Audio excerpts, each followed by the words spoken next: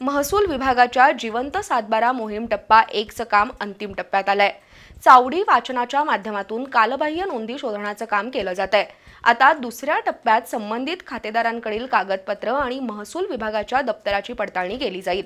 त्यानंतर अनावश्यक आणि कालबाह्य नोंदी सातबारा उताऱ्यातून कमी केल्या जातील। शिवाय प्रलंबित फेरफारांची नोंद घेतली जाईल। एकूणच दुसऱ्या टप्प्यात सातबारा उतारा अपडेट होईल अशी आशा आहे। सातबारा उतार्यातील अनावश्यक नोंदी दूर करून अद्ययावत सातबारा तयार करण्याची मोहीम महसूल विभागाने हाती घेतली आहे। पहिल्या टप्प्यात चावडी वाचन आणि अनावश्यक नोंदी शोधण्याचं काम झालं।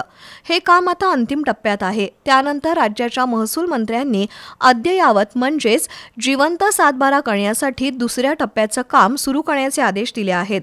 दुसऱ्या टप्प्यात संबंधित खातेदाराकडून त्यांची कागदपत्र मागून घेतली जातील।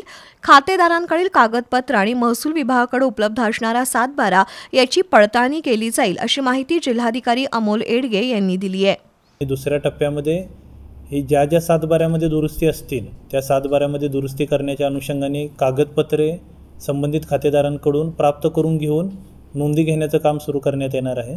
माझ्या जिल्ह्यातील सर्व खातेदारांना नम्र आव्हान आहे की ज्यांच्या सातबारांमध्ये नोंदीमध्ये अपडेशन करणं, नोंदी अद्ययावत करणं गरजेचं आहे। वारस नोंदीसाठी असेल किंवा कजापाच्या नोंदी असतील, बोजाच्या नोंदी दुरुस्त करणं असेल, त्या खातेदारांनी जी कागदपत्र तलाट्यांकडून महसूल विभागाकडून आवश्यक असणारे कळवले जातील ते कागदपत्र आपण उपलब्ध करून द्यावीत आणि नोंदी घेऊन आपला सातबारा, जिवंत सातबारा, आपला सातबारा अद्ययावत करण्यासाठी महसूल विभागाला सहकार्य करावं।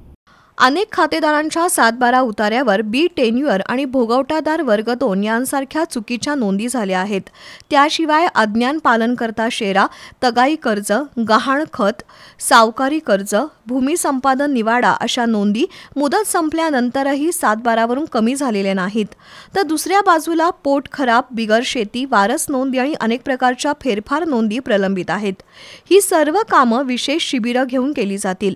त्याशिवाय काही सातबारा उतार्यावरील एकूण क्षेत्र आणि सहहिस्सेदारांच्या नावावर नोंद झालेल्या क्षेत्रामध्ये तफावत दिसते। जिवंत सातबारा टप्पा 2 मध्ये या सर्व कागदपत्रांची पडताळणी करून अनावश्यक आणि कालबाह्य नोंदी रद्द केल्या जातील। त्यामुळे सुटसुटीत आणि अद्ययावत सातबारा तयार होईल।